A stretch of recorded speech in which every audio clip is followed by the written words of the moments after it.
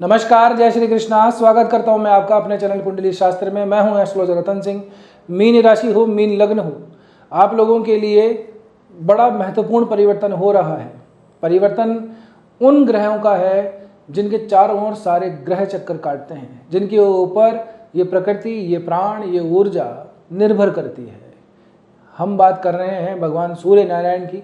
पूरे 12 महीने के प्रवास के दौरान 1 महीना सूर्य अपने घर पे बिताते हैं, अपनी राशि में आते हैं। आपके लिए ये छठा भाव पड़ता है। क्या कुछ प्रभाव पड़ेगा इसका, कहाँ ध्यान रखना है, कहाँ सावधानी रखनी है, किन चीज़ों के लिए तैयार बेसिकली आप लोगों को रहना है, क्योंकि आने वाला समय थोड़ा सा हमारे अनुकूल नहीं दिखाई देता। मैं डराता नहीं हूँ, डरा भी नहीं रहा हूँ, ना ऐसा कभी कोई काम है।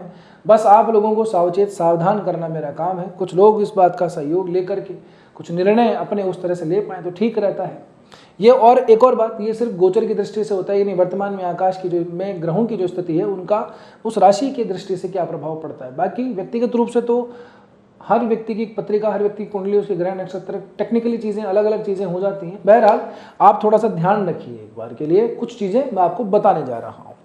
सबसे पहले तो देखिए, ये आपकी राशि पड़ती है छठे, सिंह राशि। 3 नक्षत्र इसमें आते हैं, मघा, पूर्वा फाल्गुनी, उत्तरा फाल्गुनी। मघा केतु का है, पूर्व फाल्गुनी शुक्र का है, उत्तरा फाल्गुनी स्वयं सूर्य का है। तो उत्तरा फाल्गुनी के प्रथम चरण में ये रहेंगे। छठा भाव देखिए, 6, 8, 12 का दोष सूर्य को नहीं लगता है जनरली, ठीक है ना, लेकिन फिर भी छठा भाव है, इसका तो अपना ही इंपैक्ट होता है। वर्किंग प्रोफेशनल के लिए तो मैं एक बात कह दूं कि थोड़ी सी अपने आसपास चीज़ों को टटोलिए। षड्यंत्र कुछ रचाए जा रहे हैं तो दमन करने का समय आ गया है। बिल्कुल, राजा जब सिंहासन में बैठता है तो दमन चक्र जो है उसको बिल्कुल डाउन कर देता है, षड्यंत्रों को खत्म कर देता है। अभी बहुत हो गया, 11 महीने के प्रवास के बाद में अब अपने घर आए हैं तो चीज़ों को संभालना जरूरी है, प्रजा के सुख का ध्यान रखना जरूरी है, षड्यंत्रों का दमन करना जरूरी है। तात्पर्य यह है कि अपनी ऑफिस पॉलिटिक्स वगैरह अगर को चल रही है तो उसको फ्रंट फुट पे आइए, खेलिए। सिर्फ खेलना ही नहीं है बल्कि जवाब दीजिए, यही समय है।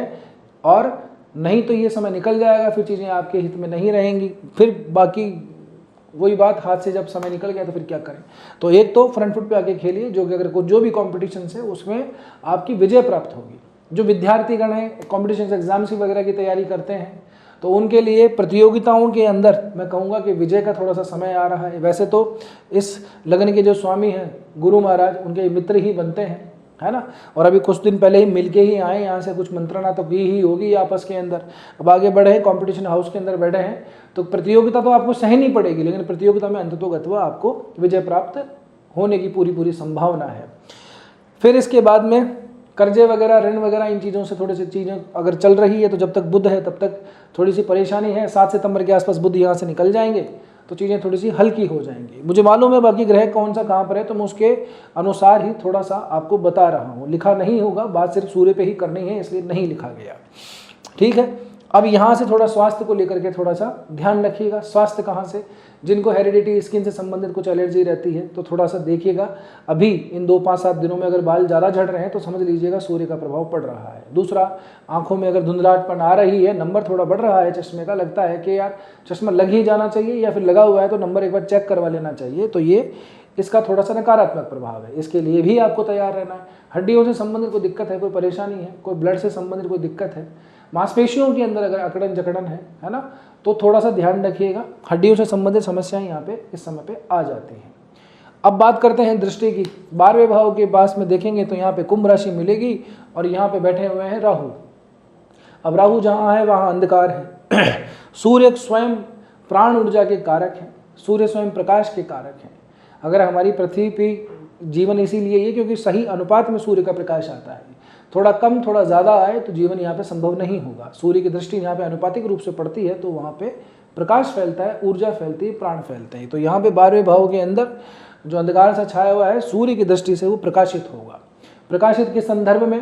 प्रकाशित उस संदर्भ में कि यदि विदेशों से संबंधित कोई यात्राएं हैं, विदेशों से संबंधित कोई काम है, आना जाना लगा रहता है, पासपोर्ट है, वीज़ा है, ट्रैवलिंग है, तमाम चीज़ें हैं, एक्सपोर्ट इम्पोर्ट का कोई काम है, या फिर किसी स्टेट के अंदर एक स्टेट से दूसरे स्टेट, मतलब इंटरकॉन्टिनेंटल की अगर मैं बात करूं, सिर्फ देश की ही बात करूं, तो लंबी यात्राएं भी होती हैं। तो ऐसे समय के लिए आप लोगों के लिए ये थोड़ा सा सुखदायक होगा। जो चिंताएं आपको यात्राओं से संबंधित या खर्चों से संबंधित रहती हैं, या अपने काम से संबंधित बार बार आना जाना पड़ता है, तो वो अब थोड़ा फलित होगा।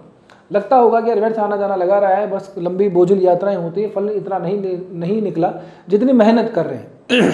तो उसका ये समय है, तो यहाँ से भी आपको सकारात्मक परिणाम मिलेंगे। ठीक है, राहु यहाँ पे बैठे हैं, अपनी मनमर्जी चला रहे हैं, तो सूर्य की वजह से थोड़ी चीज़ें लाइट में आएंगी।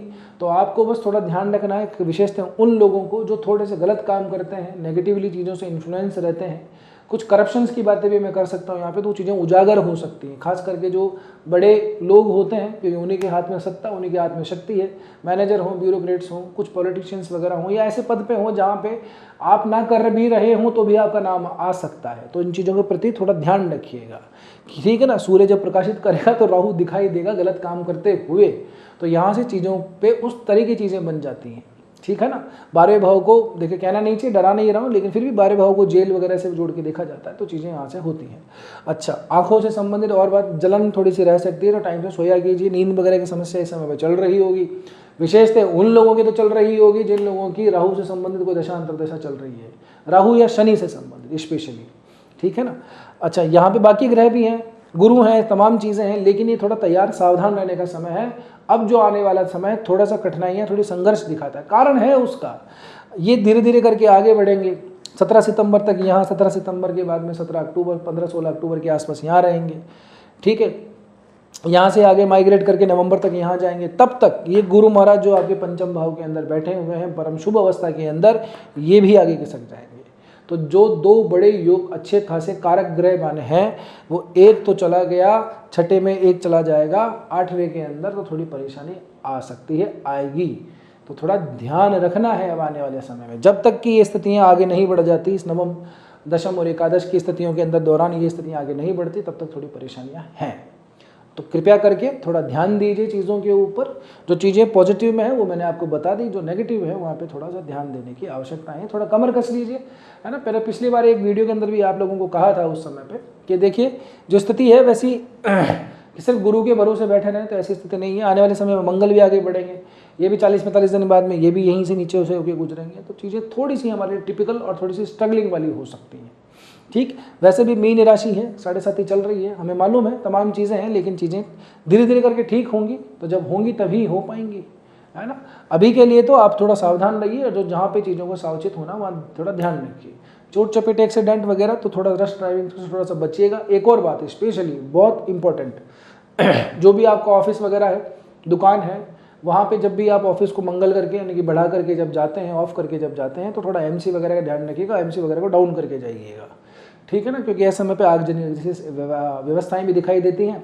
जिनका ऐसा काम है जो अग्नि से संबंधित है, यानी कि किचन वगैरह के अंदर ज़्यादा काम है, या फिर शेफ़ हैं, किसी रेस्टोरेंट्स होटल्स को चलाते हैं, अग्नि प्रधान जो चीज़ें हैं उनसे संबंधित आपका काम रहता है, इलेक्ट्रॉनिक्स वगैरह, इलेक्ट्रिकल आइटम्स, है ना, करंट से संबंधित कोई काम है तो स्पेशली ध्यान रखिएगा। थोड़ा सा फायर है, फायर हो सकता है। अब एक बात यह है कि साहब सूर्य हैं तो वो जहाँ बैठेंगे उस घर को जला देंगे, नहीं, ऐसा हमेशा नहीं होता। ये इनकी खुद की ही राशि है, अपनी ही राशि को कौन क्यों जलाएगा, अपने घर को कौन क्यों जलाएगा, फिर रहेगा कहाँ पे जब जला ही देगा। तो उसमें पोटेंशियल होना चाहिए उस राशि के अंदर, उस स्थान के ऊपर उसको ग्रहण कर सके। तो इनकी खुद का घर है तो यहाँ तो पोटेंशियल है, जलने वलने की कोई बात ही नहीं है, स्थान के जलने की बात नहीं है। तो आपके लिए तो ये प्रभावकारी होगा। तो चीज़ों को थोड़ा सा ध्यान रखिएगा जहाँ पे मैंने आपको कहा है। बाकी सब कुछ उत्तम है। और जिन लोगों का ऐसा है कि आने वाले इस 1 महीने के दौरान कहीं से भी कोई सूर्य का कोई अंतर प्रत्यंतर नहीं पड़ रहा है किसी भी तरीके से, पत्रिका में भी सूर्य की स्थिति ठीक है, तो उनके लिए चीज़ें ठीक हैं, वहाँ चीज़ें मैनेजेबल हैं, है ना। ज़्यादा इम्पैक्ट तब पड़ता है जब हमारी दशाओं के अंदर वो ग्रह आ रहा हो और गोचर भी उसका खराब हो गया हो, कुंडली में भी ठीक नहीं बैठा हो, तो फिर तो गए काम से। बहरहाल केतु की जो नेगेटिविटी है वो काफ़ी कुछ कम हो गई है यहाँ से। छठे भाव से संबंधित अनसर्टनिटी, जीवन बड़ी बड़ी अजीब सी घटनाएं घटती हैं। स्टॉक मार्केट में भी लॉस आपने खा ही लिया होगा अब तक, तो बड़ा खासा अच्छा खासा खाया होगा, सोचा था कुछ और गया, है ना। तो ऐसे समय पे ऐसा होता है। तो केतु की जो नेगेटिविटी है उसको भी कम करने वाले हैं सूर्य, ठीक। तो पॉजिटिव रहिए, जो चीज़ें नहीं करनी चाहिए उन्हें रिपीट मत करिए, जो चीज़ें करनी चाहिए उनकी तरफ आगे बढ़िए, चीज़ें अपने आप बदल जाएंगी। Change your action then change your result. बहरहाल अब देखो यहाँ तक पहुँचे हो तो मैं उम्मीद कर रहा हूँ कि वीडियो ठीक ही लगा होगा। वीडियो ठीक लगा है तो आपने लाइक भी कर दिया होगा। देखिए भाई लोगों, मेरी बहनों, माताओं, एक इतना अनुरोध मेरा हमेशा रहता है, यही प्रार्थना, यही रिक्वेस्ट है कि जब आप वीडियो लाइक तो एक बार कर ही दीजिए कीजिए। जैसे लाइक करते हैं तो तुरंत प्रभाव से वहाँ पे एक हाइप का ऑप्शन खुल जाता है कमेंट सेक्शन के ऊपर, तो उसको सरका करके हाइप कर दिया कीजिए वीडियो को। और नहीं किया आप तक तो सब्सक्राइब भी ज़रूर से कर लीजिए। बस आज के वीडियो में इतना ही, मिलते हैं अगले वीडियो में, तब तक के लिए स्वस्थ रहिए, मस्त रहिए, अपना और अपना को ध्यान रखिए। जय श्री कृष्णा, जय श्री राम, हर हर महादेव, जय गौरी शंकर।